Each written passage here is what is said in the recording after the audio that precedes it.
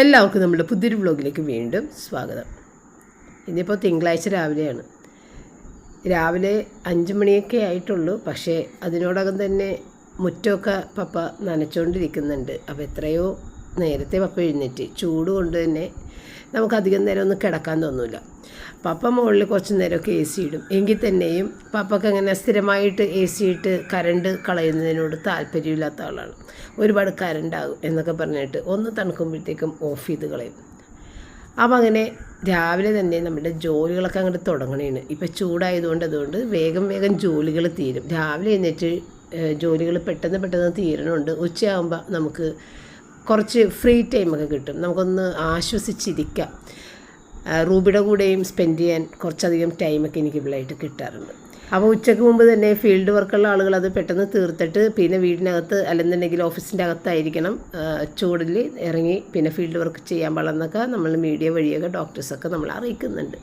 അപ്പോൾ ഇന്ന് രാവിലെ തന്നെ എനിക്ക് ചവിട്ടികളും മോഫട്ടുകളും കഴുകാനുണ്ടായിരുന്നു. പിന്നെ അത് ഒരു കംഫർട്ടിലിങ്ങനെ മുക്കിയേറ്റ് അവസാനം വിരിക്കുന്നതിന് നല്ലൊരു സ്മെല്ല് കിട്ടാൻ വേണ്ടിയിട്ട് ആ ഒരു കംഫർട്ട് വെള്ളമൊക്കെ സൈഡിലൊഴിച്ച് കഴുകി അതിന് മുൻപ് അവിടെ അടിച്ചിട്ടിട്ടുണ്ടായിരുന്നു. എന്നിട്ട് ആ വെള്ളമൊക്കെ സൈഡിലൊഴിച്ച് അവിടെ നല്ലൊരു സ്മെല്ലായിരുന്നു. ചവിട്ടികളെല്ലാം കഴുകി ഉണക്കാനിട്ടപ്പോഴേക്കും ഞാൻ നല്ലപോലെ നനഞ്ഞിട്ടുണ്ടായിരുന്നു. വേഗം പോയി കുളിച്ച് കഴിഞ്ഞ് വന്നിട്ടാണ് പിന്നെ ഈ ജനലിൻ്റെ ക്ലീനിങ്ങിന് നിന്നത്. അപ്പോൾ നമ്മൾ പുതിയ മോഫട്ടല്ലേ പിടിപ്പിച്ചേക്കണത്, പഴയതെല്ലാം കഴുകിയിട്ട് കഴിഞ്ഞ്. അപ്പോൾ ആ പുതിയ മോഫട്ട് പിടിപ്പിക്കുന്ന സമയത്ത് ഇതുപോലെ ജനലുകൾ ക്ലീൻ ചെയ്യുക. ജനലുകൾ എപ്പോഴൊന്നും ക്ലീൻ ചെയ്യേണ്ട, മാസത്തിൽ ഒരിക്കലും 2 മാസം കൂടുമ്പോഴൊക്കെ ക്ലീൻ ചെയ്താൽ മതി. ഇതുപോലെ വളരെ ഇൻട്രസ്റ്റിംഗ് ആയിട്ട് ഒരു വിരസത തോന്നാതെ ചെയ്യാൻ പറ്റിയൊരു ക്ലീനിങ് ആണ്. ഇത്തിരി വെള്ളത്തിനകത്തേക്ക് ഒരു ലിക്വിഡ് എന്തെങ്കിലും ഡിഷ് വാഷ് അല്ലെന്നുണ്ടെങ്കിൽ ഡിറ്റർജൻറ്റ് ലിക്വിഡ്, ഞാനിപ്പോൾ ഡിറ്റർജൻറ്റ് ലിക്വിഡ് ഇട്ടേക്കണം. അത് ചെറിയ ഒരു 2-3 ഡ്രോപ്പ് മാത്രം ഇട്ട് കൊടുത്തിട്ട് ഇത് വെച്ചിട്ട് ഇങ്ങനെ അങ്ങോട്ട് ക്ലീൻ ചെയ്ത് കഴിഞ്ഞാലുണ്ടല്ല ആ വെള്ളം കറുത്ത് കരിക്കട്ട പോലെയാകുമ്പോൾ നമുക്ക് മനസ്സിലാക്കാം ഇത്രയും പൊടി ഇങ്ങനെ ക്ലീൻ ചെയ്ത് നമുക്ക് എടുക്കാൻ സാധിച്ചെന്നുള്ളത്. അപ്പോൾ ജനലുകൾ അടച്ചും തുറന്നും വെച്ചിട്ട് അതിൻ്റെ 2 സൈഡുകളും ക്ലീൻ ചെയ്ത് അതിൻ്റെ അഴികളും ക്ലീൻ ചെയ്ത് പിന്നെ ഈ മെഷിട്ടിരിക്കുന്ന ഇത് ബാക്കിലെ ആ ഗേറ്റുകൾ അതും അകത്തുനിന്നും പുറത്തുനിന്നും ക്ലീൻ ചെയ്യണം. അത് ഈ മെഷുള്ളതുകൊണ്ട് തന്നെ നിറയെ അഴുക്ക് പിടിച്ചിരിക്കാനുള്ള നല്ല ഒരു വകുപ്പുള്ള ഒരു സംഭവമാണ്. അപ്പോൾ അത് നല്ല രീതിയിൽ നമുക്ക് ക്ലീൻ ചെയ്തെടുക്കാൻ പറ്റും. നല്ല നീറ്റാകും കേട്ടോ. പിന്നെ ഡീപ്പ് ക്ലീനിങ് എന്ന് ഇതിനെ ഒരിക്കലും പറയാൻ പറ്റില്ല. ഡീപ്പ് ക്ലീനിങ് ചെയ്യണമെന്നുണ്ടെങ്കിൽ ഇത് ഇത്രയും ക്ലീൻ ചെയ്ത് കഴിഞ്ഞതിന് ശേഷം പിന്നെ എന്തെങ്കിലും ഒരു ചെറിയ ഈ കോർണറുകളൊക്കെ ചെയ്യാനുള്ളത് മാത്രം ഒന്ന് ചെയ്യുക. ഈ മോപ്പ് ഹെഡ് എത്താത്ത രീതിയിലുള്ള സ്ഥലത്ത് അതിൻ്റെ ആവശ്യങ്ങളൊന്നും തോന്നുന്നില്ല. നല്ല രീതിയിൽ ഇത് ക്ലീൻ ചെയ്തെടുക്കാൻ പറ്റും. പണ്ട് ഞാൻ ഇതിൻ്റെ ക്ലീനിങ് ചെയ്യണത് ലാഡറിൽ കയറി നിന്നിട്ടാണ്. അപ്പോൾ ലാഡർ മാറ്റി വെച്ച് കയറി ഇറങ്ങി വലിയ ബുദ്ധിമുട്ടാണ് കേട്ടോ. ഇതാകുമ്പോഴത്തേക്കും ഒരു ബുദ്ധിമുട്ടുമില്ല. ഇനിയിപ്പോൾ നമ്മൾക്കില്ലേ ഒരു പുതിയൊരു പ്രൊഡക്റ്റ് കൂടി പരിചയപ്പെട്ട് കഴിഞ്ഞിട്ട് അടുത്ത ജോലിയിലേക്ക് കയറാം. ഇന്ന് നമുക്ക് അഗാറോയുടെ ആൽഫ വൈബ്രേഷൻ പ്ലേറ്റ് ഒന്ന് പരിചയപ്പെടാം. ഇതൊരു ഫുൾ ബോഡി വർക്കൗട്ട് മെഷീനാണ്. വീട്ടിലായാലും ജിമ്മിൽ പോലും ഇത് യൂസ് ചെയ്യാൻ സാധിക്കും. വീട്ടിലുള്ള ഏതൊരു പ്രായക്കാർക്കും സ്ത്രീക്കും പുരുഷനും പറ്റുന്ന രീതിയിലുള്ള ഒരു കസ്റ്റമൈസ്ഡ് ആയിട്ടുള്ള ഒരു മെഷീനാണിത്. Muscle toning, calorie burning, cardio fitness ഇതിനെല്ലാം ഉപകരിക്കുന്ന ഒരു ഫിറ്റ്നസ് മെഷീനാണിത്. അപ്പോൾ ഈ താഴെ ഭാഗത്താണ് പ്ലഗ് ഇൻ ചെയ്യേണ്ട ആ ഒരു സ്പേസ് കൊടുത്തിരിക്കുന്നത്. അപ്പോൾ പ്ലഗിനകത്തേക്ക് ഈ ഒരു പിന്ന് ഇൻസേർട്ട് ചെയ്തതിന് ശേഷം ഈ ഒരു റെഡ് ബട്ടൺ കൂടി ഓൺ ചെയ്യുക. അപ്പോൾ ഇതൊരു ലെവലായിട്ടുള്ള ഒരു സർഫസിൽ മാത്രമാണ് ഇത് വെക്കേണ്ടത്. കാരണം ഇതിൽ 4 സക്ഷൻ പാഡുകൾ കൊടുത്തിട്ടുണ്ട്. ഈ ഒരു മെഷീൻ നല്ല രീതിയിൽ താഴെ ഇരിക്കാൻ വേണ്ടിയിട്ടുള്ള ആ ഒരു സക്ഷൻ കിട്ടാൻ വേണ്ടിയിട്ടുള്ളതാണ്. അപ്പോൾ നമ്മൾ കാർപ്പറ്റിലേക്ക് ഇത് വെച്ച് കഴിഞ്ഞാൽ സക്ഷൻ കിട്ടില്ല. അതുകൊണ്ട് ഇതുപോലെ ലെവലായിട്ടുള്ള ഒരു സ്പേസിൽ മാത്രമേ മെഷീൻ വെച്ച് യൂസ് ചെയ്യാൻ പാടുള്ളൂ. അതുപോലെ 2 എക്സസൈസ് ബാൻഡുകൾ ഇതുപോലെ കൊടുത്തിട്ടുണ്ട്. അത് ഈ 2 സൈഡിലും നമ്മൾക്ക് ഇതുപോലെ വെച്ച് കഴിഞ്ഞാൽ നമ്മൾ എക്സസൈസ് ചെയ്യുന്ന സമയത്ത് നമ്മളുടെ കൈകൾക്ക് കൂടിയിട്ട് ഈ ബാൻഡ് വെച്ചിട്ട് എക്സസൈസ് ചെയ്യാനായിട്ട് സാധിക്കും. അപ്പോൾ ഇനി നമ്മൾക്ക് ഈ ഒരു റിമോട്ട് ഇത് എങ്ങനെയാണ് റിമോട്ടിൽ വർക്ക് ചെയ്യുന്നത് നോക്കാം. അപ്പോൾ റിമോട്ടിൻ്റെ ആ ഒരു റെഡ് ബട്ടൺ പവർ ബട്ടൺ ആണ്, മറ്റേത് സ്റ്റാർട്ട് ബട്ടൺ ആണ്. പിന്നെ ഇത് speed increase button, time increase button, time decrease button, speed increase button, speed control short കട്ട്സിനാണ് ആ ഒരു M. പിന്നെ പോസ് ചെയ്യാനുള്ളത്. അങ്ങനെ പല ബട്ടണുകളും കൊടുത്തിട്ടുണ്ട്. നമ്മുടെ സ്പീഡ് ലെവലാണത്. നടക്കുന്ന സ്പീഡ്, പതിയെ ഓടുന്നത്, സ്പീഡിൽ ഓടുന്ന നമുക്ക് ഇഷ്ടമുള്ള സ്പീഡിലേക്ക് അത് സെറ്റ് ചെയ്ത് വെക്കാവുന്നതാണ്. പിന്നെ മറ്റേത് പ്രോഗ്രാം ബട്ടണാണ്. അപ്പോൾ ഈ ഒരു റിമോട്ടിൽ നമ്മൾ പ്രോഗ്രാം ബട്ടൺ ഓരോ തവണ പ്രസ് ചെയ്യുമ്പോഴും ഓരോ സെക്കൻഡ് 3rd പ്രോഗ്രാമിലേക്ക് പോയിക്കൊണ്ടിരിക്കും. നമുക്ക് ഏത് പ്രോഗ്രാമിലാണ് വെക്കേണ്ടതെന്ന് വെച്ച് കഴിഞ്ഞാൽ അതിലേക്ക് നമ്മൾ വെക്കുക. ഈ ഒരു LCD ഡിസ്പ്ലേയിലും നമ്മൾക്ക് ഈ പ്രോഗ്രാം എല്ലാം സെറ്റ് ചെയ്യാവുന്നതാണ്. സ്പീഡ് എല്ലാം സെറ്റ് ചെയ്യാവുന്നതാണ്. നമുക്ക് സ്ഥിരമായിട്ട് വേണ്ട സ്പീഡ് ഏതിലാണെന്ന് വെച്ചാൽ സെറ്റ് ചെയ്ത് വെച്ച് കഴിഞ്ഞാൽ പിന്നീട് ഇത് ഓഫ് ചെയ്തിട്ട് ഓൺ ചെയ്യുന്ന സമയത്താണെങ്കിൽ ആ ഒരു സ്പീഡിലായിരിക്കുള്ളൂ ഈ മെഷീൻ വർക്ക് ചെയ്യുക. അപ്പോൾ നമ്മളിപ്പോൾ പ്രോഗ്രാം 1 വെച്ചിട്ടാണ് കാണിക്കുന്നത്. ഇനി നമുക്ക് ഏതാണ് സ്ഥിരമായിട്ട് ഇത് വെക്കേണ്ടതെന്ന് വെച്ചാൽ അതിലേക്കാക്കിയിട്ട് ഓഫ് ചെയ്ത് കഴിഞ്ഞാൽ ഇത് പ്രീ സെറ്റിങ്ങിൽ കിടന്നോളും. അപ്പോൾ ഈ ഒരു ഫുഡ് പാഡിന് ഒരു സ്പൈക്കി ടെക്സ്ചറാണുള്ളത്. അപ്പോൾ അതിലേക്ക് നമ്മൾ കറക്റ്റായി കാലുകൾ വെച്ചതിന് ശേഷം നമുക്ക് റിമോട്ടിൽ ഇത് കൺട്രോൾ ചെയ്യാവുന്നതാണ്. ഈ ഒരു രീതിയിൽ നമുക്ക് വേണ്ട സ്പീഡെല്ലാം അഡ്ജസ്റ്റ് ചെയ്യാവുന്നതാണ്. അപ്പോൾ ഈ ഒരു ഫുൾ ബോഡി വർക്കൗട്ടിലൂടെ നമ്മളുടെ ബോഡിക്ക് ഒരു ഫ്ലെക്സിബിലിറ്റി കിട്ടുകയും മെറ്റബോളിസം ഇൻക്രീസ് ചെയ്യുകയും ചെയ്യുന്നുണ്ട്. മാക്സിമം വെയിറ്റ് ലെവൽ പറഞ്ഞിരിക്കുന്നത് 180 kilograms ആണ്. അതുപോലെ തന്നെ 1 year വാറൻറ്റിയും തന്നിട്ടുണ്ട്. പിന്നെ ഇതിൻ്റെ പവർ 200 watt ആണ്. സ്പീഡ് റേഞ്ച് വരുന്നത് 0 to 180 ലെവൽസിലാണ്.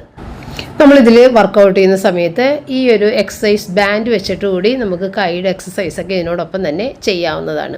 അപ്പോൾ ഇതിൽ കയറി വർക്കൗട്ട് ചെയ്യുന്ന സമയത്ത് ബോഡി മൊത്തത്തിൽ നല്ല രീതിയിൽ ഷെയ്ക്ക് ചെയ്യുന്നുണ്ട്. പിന്നെ നമുക്ക് ഏതൊക്കെ ബോഡി പാർട്സ് ആണ് കൂടുതൽ നമുക്ക് വർക്കൗട്ട് ചെയ്യേണ്ടത് അത് വെച്ചിട്ട് നമുക്ക് ഇതിൽ വർക്കൗട്ട് ചെയ്യാൻ പറ്റും. ഇപ്പോൾ കാലിനാണെങ്കിൽ ഇതുപോലെ കാല് ചെയ്യാൻ പറ്റും. അപ്പോൾ നമുക്ക് ആവശ്യമുള്ള ബോഡി പാർട്സ് നമുക്ക് എവിടേക്കാണ് കൂടുതൽ വർക്കൗട്ട് വേണ്ടി വരുന്നത് അതുപോലെ നമുക്കിതിൽ ചെയ്യാവുന്നതാണ്. അതിന് വേണ്ടിയിട്ട് നമുക്ക് യൂസർ മാനുവൽ തന്നിട്ടുണ്ട്. അതിലൊരു ഹോൾ ബോഡി എക്സസൈസ് ഗൈഡും തന്നിട്ടുണ്ട്. അപ്പോൾ അത് നോക്കിയിട്ട് വേണം നിങ്ങൾ ചെയ്യാനായിട്ട്. അതിലൊരു 8 പൊസിഷൻ കാണിച്ചിട്ടുണ്ട്. ആ ഒരു രീതിയിലൊക്കെ നമുക്കിതിൽ എക്സസൈസ് ചെയ്യാവുന്നതാണ്. അപ്പോൾ നമ്മൾ ഡിസ്ക്രിപ്ഷൻ ബോക്സിൽ ഇതിൻ്റെ ഡീറ്റെയിൽസ് കൊടുക്കുന്നുണ്ട്. ആവശ്യക്കാർക്ക് കയറി ചെക്ക് ചെയ്ത് നോക്കാവുന്നതാണ്. പിന്നെ ഇത് ക്യാരി ചെയ്ത് കൊണ്ടുപോകാനും വളരെ എളുപ്പമാണ്. സ്റ്റോർ ചെയ്യാനും വളരെ എളുപ്പമാണ്. അതുകൊണ്ട് തന്നെ നമുക്ക് പോകുന്ന സ്ഥലത്ത് കൊണ്ടുപോയി നമ്മൾ എവിടെയാണെന്ന് വെച്ച് കഴിഞ്ഞാൽ അവിടെ വെച്ചിട്ട് എക്സസൈസ് ചെയ്യാനും സാധിക്കുന്നതാണ്. അപ്പോൾ നമ്മളുടെ മോപ്പ് പിടിപ്പിച്ച ഉടനെയാണ് നമ്മൾ മറ്റേ ജനലിൻ്റെ ക്ലീനിങ് ചെയ്തത്. അങ്ങനെയാണ് ചെയ്യേണ്ടത്. നമ്മളിങ്ങനെ തറ തുടച്ച് കഴിഞ്ഞിട്ട് പിന്നെ നമ്മുടെ ജനലുകൾ വാതിലുകളൊന്നും ക്ലീൻ ചെയ്യാൻ നിൽക്കരുത്. കാരണം തറയിലെ മുടി അത് ഇതൊക്കെ ഇട്ട് ഈ ക്ലീൻ ചെയ്യുന്ന സ്ഥലത്ത് പിടിച്ചിരിക്കും. അപ്പോൾ എപ്പോഴും വൃത്തിയുള്ള മോപ്പ് വെച്ചിട്ട് ഈ ജനലുകൾ വാലുകൾ ക്ലീൻ ചെയ്യുക. ഇനിയിപ്പോൾ നമ്മളുടെ വാതിലുകളൊക്കെ ഒന്നുകൂടി ക്ലീൻ ചെയ്യാനുണ്ട്. അത് പിന്നീട് ചെയ്യാമെന്ന് വിചാരിച്ച് വാതിലുകൾ ഇടക്കിടക്ക് ചെയ്യുന്നതാണ്. അതുകൊണ്ട് അതിൽ വലിയ അഴുക്കില്ല. പക്ഷേ ഇപ്പോൾ നമ്മൾ ഈ ജനലും ആ മെഷടിച്ച സ്ഥലങ്ങളും ഒക്കെ ക്ലീൻ ചെയ്തിട്ട് കുറേ നാളുകളായിട്ടുണ്ട്. നമ്മൾ ഈ പണിയെല്ലാം കഴിഞ്ഞിട്ട് അതിൻ്റെ പൊടിയും എല്ലാം നേരത്തെ പിടിച്ചിരുന്ന പൊടി എല്ലാം കൂടിയിട്ട് അങ്ങനെ അതൊക്കെ ക്ലീനായി കിട്ടിയിട്ടുണ്ട്. പിന്നെ അടുത്തൊരു പണി എന്ന് പറഞ്ഞു കഴിഞ്ഞാൽ ഈ പരിച്ചാക്കി എടുത്ത സ്ഥിതിക്ക് അരിയിട്ട് വെക്കാനുള്ള ആ ഒരു സ്റ്റീൽ പാത്രം പിന്നെ ഈ ഒരു ബക്കറ്റും ഒക്കെ കഴുകി ഉണക്കാൻ വെച്ചേക്കുന്നതാണ്. ഇനിയിപ്പോൾ അത് ഉണങ്ങി കഴിഞ്ഞിട്ട് വേണം അതിനകത്തേക്ക് അരി ഇടാനായിട്ട്. ഈ തവണ നമ്മൾ ഒരു ചാക്ക് അരി തന്നെ എടുത്തിട്ടുണ്ട്. അപ്പോൾ ഈ അരിച്ചാക്ക് നമ്മൾ ഹോൾസെയിൽ നിന്ന് എടുക്കണം. അരിച്ചാക്ക് ഹോൾസെയിൽ നിന്നാണ് പണ്ടും അങ്ങനെ തന്നെ എടുക്കണത്. കുട്ടികളെല്ലാവരും വീട്ടിലുള്ള സമയമൊക്കെയാണല്ലോ പണ്ട്. ഇപ്പോൾ പിള്ളേരാരും ഇല്ലാത്തതുകൊണ്ട് നമ്മൾ 25 കിലോ അരി മാത്രമായിട്ട് മേടിക്കണം. അപ്പോൾ ഹോൾസെയിൽ കടയിൽ നിന്ന് എടുക്കുമ്പോഴത്തേക്ക് 49 രൂപ 1 കിലോ അരിക്ക് എന്നുള്ള രീതിക്ക് 50 കിലോൻ്റെ ചാക്കാണത്. പക്ഷേ നമ്മൾ കടയിൽ നിന്ന് മേടിക്കുമ്പോൾ 52-53 രൂപക്കൊക്കെയാണ് 1 കിലോ അരി. അപ്പോൾ അത്രയും വ്യത്യാസം വരുന്നുണ്ട്. പിന്നെ എന്നുണ്ടെങ്കിൽ അവിടെ മട്ടാഞ്ചേരി കടയിൽ നിന്ന് നമ്മളിപ്പോൾ മേടിക്കൽ നിർത്തി. അത് വലിയൊരു സൂപ്പർ മാർക്കറ്റ് തന്നെയാണെന്നുണ്ടെങ്കിലും കച്ചവടം ഇല്ലാത്തതുകൊണ്ട് തന്നെ സാധനങ്ങളെല്ലാം പഴകി നാശമായിട്ടാണ് അവിടെ ഇരിക്കുന്നത്. അപ്പോൾ ഇന്ന് രാവിലെ ഞാൻ ആദ്യം ചെയ്തത് ഇവിടുത്തെ സ്പൂൺസ് എല്ലാം ക്ലീൻ ചെയ്ത് അത് വെക്കണ ആ ബോക്സ് എല്ലാം ക്ലീൻ ചെയ്ത് അടിപൊളിയാക്കി കേട്ടോ.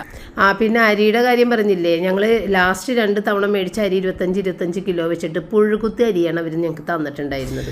പിന്നെ തിരിച്ചുകൊണ്ട് വേണമെങ്കിൽ കൊടുക്കാം. പക്ഷെ അപ്പോഴും നമ്മൾ തന്നെ ബുദ്ധിമുട്ടുണ്ടെന്ന് വിചാരിച്ചിട്ട് അങ്ങനെ നമ്മൾ സഹിച്ച് 50 കിലോ അരി പുഴുകുത്തി അരിയാണ് ഇപ്രാവശ്യം തിന്നത്. അതും 53 രൂപക്ക് 1 കിലോ 53 രൂപക്ക്. അപ്പോൾ അത് വെച്ചിട്ട് ഇതിപ്പോൾ ഏതായാലും ഒരാൾക്ക് അരി തന്നെ എടുത്ത് നല്ല അരി കിട്ടിയിട്ടുണ്ട്. അപ്പോൾ ഇന്ന് ഉച്ചക്ക് നമുക്ക് കറികളൊന്നും വെക്കണ്ട. അതുകൊണ്ടാണ് ഞാൻ ഇത്രയും ജോലികൾ ചെയ്തത്.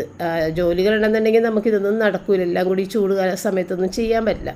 അപ്പോൾ ഒരു ഇത്തിരി മുട്ട മാത്രം പൊരിച്ചാൽ മതിയായിരുന്നു. ബാക്കി പല ദിവസങ്ങളിലായിട്ടുള്ള സാധനങ്ങളെല്ലാം ഫ്രിഡ്ജിലുണ്ട്. അതൊക്കെ എടുത്തിട്ട് നമ്മൾ അഡ്ജസ്റ്റ് ചെയ്ത് രാത്രി വരെ ഉള്ളതുണ്ട്.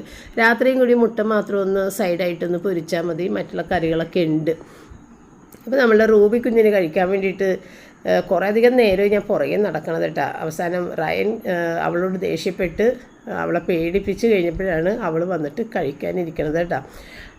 അതും നമ്മൾ ചെറിയ പീസായിട്ടൊക്കെ കൊടുക്കണം, എന്നാലേ കഴിക്കുള്ളൂ. വലിയൊരു പീസൊക്കെ കൊടുത്തു തരണമെങ്കിൽ കഴിക്കാതെ ഇവിടെ മാറിയിരിക്കും. അപ്പോൾ അതിനെ ഒടിച്ച് ചെറുതായിട്ടൊക്കെ കൊടുക്കണം. അത് പുന്നാരവും ഉണ്ട് കൂട്ടത്തിൽ. ചില സമയത്തൊക്കെ ഒറ്റയ്ക്ക് കഴിച്ചിട്ടുണ്ട്. അപ്പോൾ നമുക്ക് അറിയാം വലിയ പീസൊക്കെ കഴിക്കാൻ പറ്റും. പക്ഷെ എപ്പോഴും നമ്മളങ്ങനെ കഴിക്കൂല കേട്ടോ. അറിയില്ലാത്ത പോലെ അങ്ങനെ ഇരിക്കും.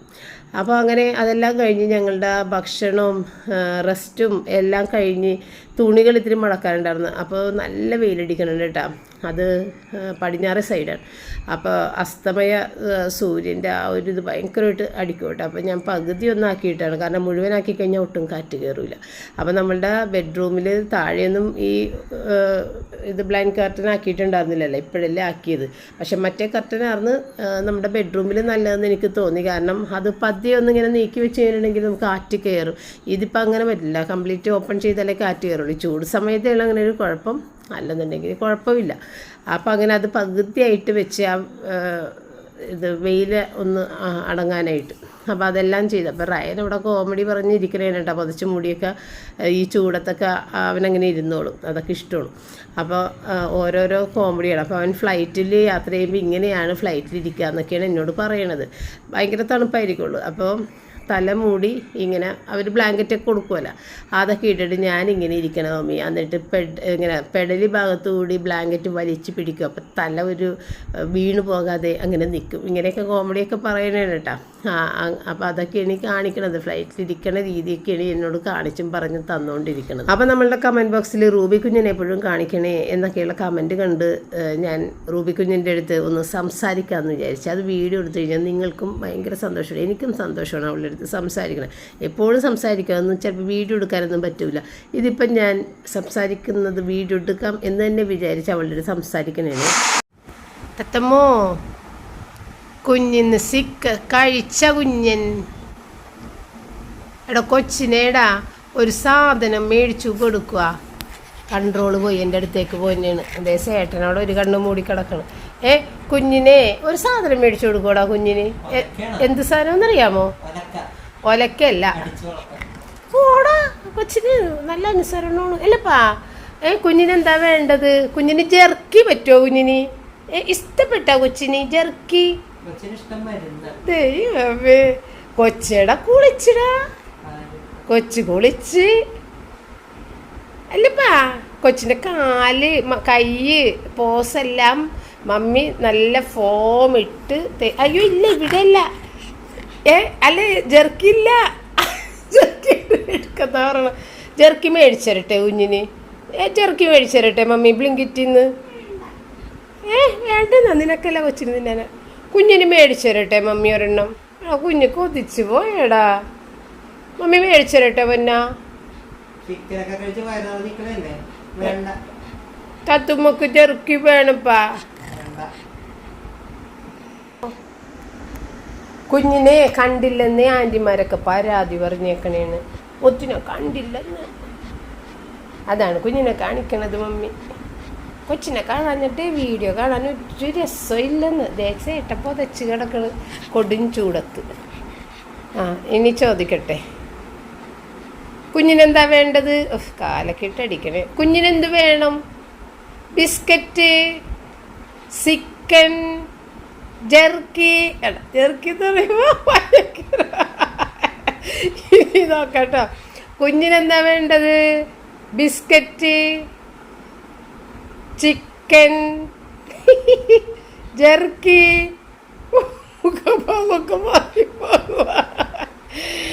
എൻ്റെ ദൈവം, എന്തൊരു നിഷ്കളങ്കതയാണോ നിങ്ങളുടെ? ജെർക്കി കൊണ്ടുവന്ന് ക്ഷമ നശിച്ച്. മമ്മി ഓർഡർ ചെയ്യാട്ടാ കുഞ്ഞിന്, ജെർക്കി ഓർഡർ ചെയ്യാട്ടാ ബ്ലിങ്കിറ്റിൽ. ഇവിടെ ഇല്ല പൊന്ന, മേടിച്ചു തരാം കുഞ്ഞിന്. കുഞ്ഞിനെ കൊതിപ്പിച്ചോടാ മമ്മി. എന്ത് വേണം കുഞ്ഞിന്? കുറേ നേരമില്ല തൊള്ള ചോദിക്കണം ഇങ്ങോട്ട് ഇട്ടൊക്കെ ജെർക്കിന്ന്. എന്ത് വേണം കുഞ്ഞിന്? ബിസ്ക്കറ്റ് മതിയാ കുഞ്ഞിന്? ബിസ്ക്കറ്റ് മതിയാ? സിക്ക അല്ലെങ്കിൽ എന്താണ് വേണ്ടത്? അടുത്ത ഒരു ഓപ്ഷൻ മെയിനായിട്ടുള്ളത് ജെർക്കി. മേടിച്ചരട്ടെ കുഞ്ഞിന്? ജെർക്കി മേടിച്ചരട്ടെ കുഞ്ഞിന്? കുറേ നേരം വരെ വായിൽ വെള്ളം പറ്റിന്ന് നവർത്തിട്ടിട്ടില്ലേ.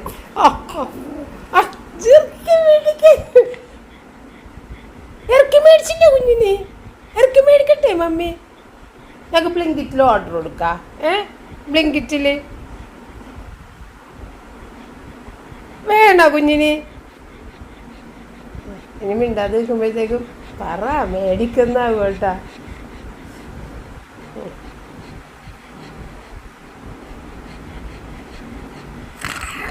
അത് തന്നെ. ആ എടുത്താ എന്നാ പറഞ്ഞത്. എവിടെപ്പാ എവിടെപ്പാ കുഞ്ഞിൻ്റെ ചെറുക്കി എവിടെ? കൊച്ചിന് കൊതി വന്നു പോയടാ. എന്താണമ്മ എന്താണമ്മ? ക്യാമറയും താഴേക്ക്. എന്താണമ്മ ഇപ്പം തന്നെ വേണ?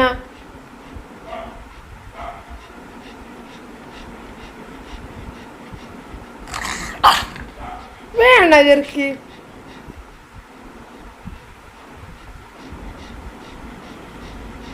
ഇപ്പം വേണ്ട കുഞ്ഞിന്.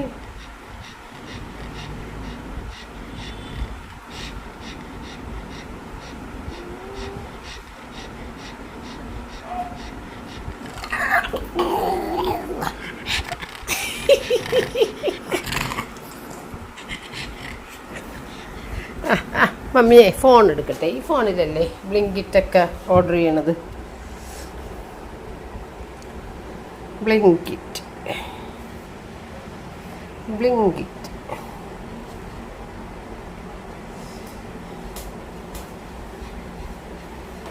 ഒന്ന് കഴിഞ്ഞ് കുഞ്ഞിൻ്റെ ചെറുക്കി വന്നേ. കുഞ്ഞിന് ചെറുക്കി മേടിക്കട്ടെ. ഇതൊരെണ്ണം കൊച്ചിന്. അപ്പം അതേ റൂബിക്കുഞ്ഞിന് 2 ജെർക്കി ഓർഡർ ചെയ്തിട്ടുണ്ട്. ഒരു ഓയിൽ ഏതായാലും മേടിക്കുമ്പോൾ 1-2 സാധനം മേടിക്കാം. പനീർ, ക്യാപ്സിക്കം. അപ്പോൾ ഒന്ന് സംസാരിക്കാമെന്ന് വിചാരിച്ചപ്പോഴത്തേക്കും എൻ്റെ കയ്യിൽ നിന്ന് ഇത്രയും രൂപ നഷ്ടപ്പെട്ടെന്നുള്ളതാണ് സത്യം. പക്ഷേ അവൾക്ക് ഏറ്റവും ഇഷ്ടപ്പെട്ട ഒരു സാധനമാണ് ജെർക്കി. അതങ്ങനെ അധികം കൊടുക്കാനേ പാടില്ല. പക്ഷേ ഇടയ്ക്ക് നമ്മൾക്ക് അവളുടെ സന്തോഷം കാണാൻ വേണ്ടി നമ്മൾ കൊടുത്തു പോകും.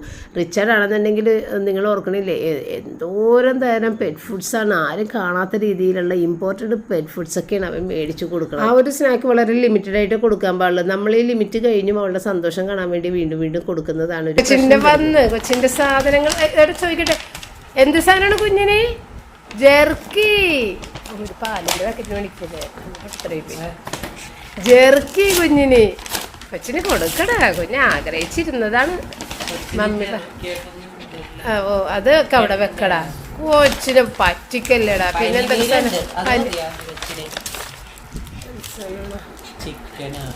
2 എണ്ണം ഉണ്ട്.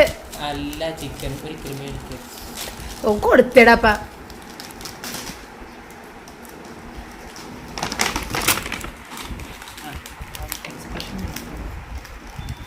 കുഞ്ഞിന് വാള് വലിച്ചൂരണ പോലെ കൊച്ചെടുക്കട്ടടാ. കൊച്ചിന് വെച്ചു കൊടുക്ക്. കണ്ണൊക്കെ മുഴിച്ച് പുറത്തേക്ക് പോരൂപ്പ. ചേണ്ട കൊച്ചിൻ്റെ കൊതി മണത്തൊക്കെ ഇരിക്കും. അച്ചടിയേ എടുത്തോ മുത്തിച്ചെടുത്തപ്പാ. എടാ അകത്ത് പിടിക്കല്ലേ. എന്താ അങ്ങനെ കൊച്ചിൻ്റെ ആഗ്രഹം സഫലീകരിച്ച് കൊടുത്ത് പോടാ.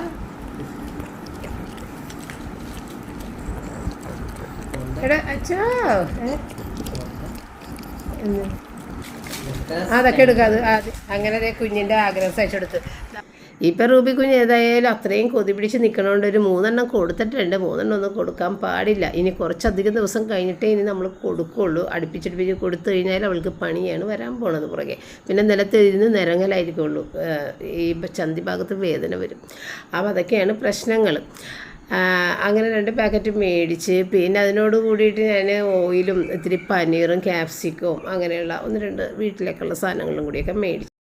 തത്തമ്മോ കുഞ്ഞ് 3 എണ്ണം കഴിച്ചു. അത് തന്നെ അധികം പറ്റി. അത്ര കഴിക്കാൻ പാടില്ല. അതൊക്കെ ഒരെണ്ണത്തിൽ കൂടുതലൊക്കെ ഒന്നും കൊടുക്കാൻ പാടില്ല. അതെ എൻ്റെ ഒരു തരി ഇത്രയും മതി. അപ്പോൾ എനിക്ക് നടക്കാൻ പോകാനുള്ള ടൈമായി കഴിഞ്ഞ് റൂബി കുഞ്ഞ് അപ്പോൾ എൻ്റെ കാൽ കീഴിൽ വളരെ സന്തോഷത്തോടുകൂടി കുറച്ച് നേരം കിടന്നപ്പോൾ അതിന് വേണ്ടിയിട്ടും കുറച്ച് നേരം ഞാൻ അവിടെ ഇരുന്ന് അങ്ങനെ അതെല്ലാം കഴിഞ്ഞ് ഞാൻ മേല് കഴുകി ഉടുപ്പൊക്കെ മാറിയിട്ടാണ് നടക്കാൻ പോകുക കേട്ടോ.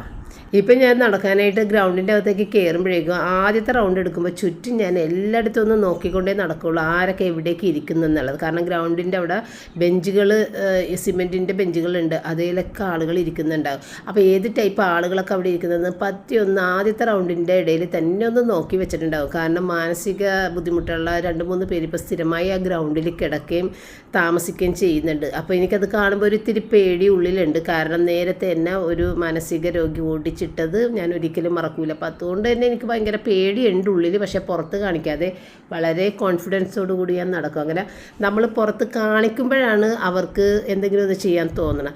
അപ്പോൾ അവരെ പറഞ്ഞിട്ട് കാര്യമില്ല, അവരുടെ മാനസിക അവസ്ഥ അങ്ങനെയാണ്. പക്ഷേ മാനസികമായി കുഴപ്പമില്ലാത്തവർ പോലും എന്തെല്ലാം കാട്ടിക്കൂട്ടുന്നുണ്ട്. പക്ഷേ ഇവരാരും ഒന്നും അനങ്ങാറില്ല കേട്ടോ. എല്ലാവരും ഞാൻ 3/4 മണിക്കൂറായി നടക്കണം. ഈ 3/4 മണിക്കൂർ അവരെല്ലാവരും വളരെ സമാധാനത്തോടു കൂടി എന്നെ നോക്കിയിട്ട് അവിടെ ഇരിക്കാറുണ്ട്. കാരണം ഞാൻ ഓരോ പ്രാവശ്യം റൗണ്ട് ചെയ്യുന്ന സമയത്തും ഞാൻ അവരുടെ അടുത്ത് വരുമ്പോൾ പറ്റിയൊന്നും നോക്കും, ഇവർ എന്തെങ്കിലും ഒരു ആക്ഷൻ ഉണ്ടോ അവരുടെ ഭാഗത്തു നിന്ന്. ഒന്നുമില്ല, സമാധാനത്തോടുകൂടി അവിടെ അവർ ഇരിക്കുന്നുണ്ട്. അങ്ങനെ നടപ്പൊക്കെ കഴിഞ്ഞ് വന്ന്. പക്ഷെ പണ്ട് കാലത്ത് നമ്മൾ സ്കൂളിലൊക്കെ പോയി അല്ലെങ്കിൽ കോളേജിൽ ഒക്കെ പഠിച്ചിരുന്ന സമയത്തില്ലേ, സ്കൂളും കോളേജൊക്കെ ഇങ്ങനെ വിടുമ്പോൾ കുട്ടികൾ കൂട്ടത്തോടു കൂടിയായിരിക്കും ഇറങ്ങുക. ആ ടൈമിൽ കുറച്ച് ചേട്ടന്മാർ, അത് മാനസിക രോഗി തന്നെ ആണ്, വേറൊരു ടൈപ്പ്, അവർക്ക് നഗ്നത പ്രദർശനം. അപ്പോൾ അങ്ങനെ നഗ്നത പ്രദർശിപ്പിക്കുന്ന കുറച്ച് ചേട്ടന്മാരൊക്കെ വഴിയരികിൽ നിന്നിട്ട് കൂട്ടത്തോടെ വരുന്ന കുട്ടികളുടെ മുന്നിലേക്ക് അത് കൊണ്ട് കാണിക്കും. അപ്പോൾ അതൊക്കെ പണ്ട് നമ്മൾ അങ്ങനെയൊക്കെയുള്ള ഒരു സമയം ഉണ്ടായിട്ടുണ്ട്. ഇപ്പം എനിക്ക് തോന്നുന്നത് അങ്ങനെയൊക്കെ ചെയ്തു കഴിഞ്ഞാൽ പോലീസ് പിടിക്കും. അതുകൊണ്ട് തന്നെയും ഇങ്ങനെയുള്ള ചേട്ടന്മാർക്ക് ആ ഞരമ്പ് രോഗം അവർക്ക് അത് മാറ്റാൻ പറ്റില്ല, അവർക്കുള്ളതാണ് ആ ഒരു അസുഖം. അപ്പോൾ അത് മാറ്റാനായിട്ട് ഇപ്പോൾ കമൻറ്റ് ബോക്സിലാണ് ഭൂരിഭാഗം അങ്ങനെയുള്ള ആളുകൾ കയറിയിട്ട് കമൻറ്റ് ഇടുക എന്നുള്ളത് പത്രത്തിൽ ഞാൻ കഴിഞ്ഞ ദിവസം വായിച്ച്. അപ്പോൾ ശരിയാണ്, ഈ കമൻറ്റ് ബോക്സ്, ചില കമൻറ്റ് ബോക്സുകൾ ചില വീഡിയോൻ്റെ അയ്യോ എന്ത് വൾഗറായിട്ടുള്ള കമൻസുകളായിരിക്കും ഇടുക. അപ്പോൾ ശരിയാണ്, സത്യമായിട്ടും ഈ വഴിയരികിൽ നഗ്നത പ്രദർശിപ്പിക്കുന്ന ടൈപ്പ് ആളുകളായിരിക്കുള്ളൂ ഇതിനകത്ത്. മുഖവും കാണിക്കണ്ടല്ല, മറ്റേത് മുഖം കാണിച്ചുകൊണ്ട് തന്നെ അവർക്ക് വളരെ സന്തോഷത്തോടു കൂടിയാണ് അവരത് പ്രദർശിപ്പിക്കുന്നത്. ഇപ്പോൾ അവർക്ക് മുഖം പോലും കാണിക്കേണ്ട, അവർക്ക് മനസ്സിലുള്ളത് മൊത്തത്തിൽ അവിടെ എഴുതി വെക്കുക. അപ്പോൾ അതും ഒരു ഇപ്പോഴത്തെ കാലഘട്ടത്തിലെ ന്യൂജൻ ഞരമ്പ് രോഗികളെന്ന് പറയാം, കമൻറ്റ് ബോക്സിൽ വൃത്തികേടുകൾ എഴുതി വെക്കുന്നത്. അപ്പോൾ അങ്ങനെ ഞാൻ നടന്നു കഴിഞ്ഞ് വന്നു കഴിഞ്ഞിട്ട് ഞാൻ പറഞ്ഞാന്നല്ല, മുട്ട പൊരിച്ചാൽ മാത്രം മതി, വേറെ കറികളൊക്കെ ഉണ്ട്. അങ്ങനെ മുട്ടയൊക്കെ പൊരിച്ച്. അപ്പോൾ ഇത് ഞാൻ പകൽ സമയത്ത് ഇതേലൊന്നും ഇരുന്നതാണ് കേട്ടോ. പിന്നെ ഞാൻ രാവിലെ പാത്രങ്ങൾ 2 കഴുകി വെച്ചിട്ടുണ്ടായിരുന്നു അരി ഇടാൻ വേണ്ടിയിട്ട്. അപ്പോൾ രാത്രി ആയപ്പോഴത്തേക്കും പപ്പ അതിനകത്ത് അരിയൊക്കെ ഇട്ട് സെറ്റാക്കി തന്നിട്ടുണ്ട്. അപ്പോൾ ഇത്രയും ഉണ്ടായിരുന്നുള്ളൂ ഇന്നത്തെ വീഡിയോ വെച്ചിട്ട് വൈൻഡപ്പ് ചെയ്ത്. ഇനി നമുക്ക് നാളെ വീണ്ടും കാണാം. താങ്ക്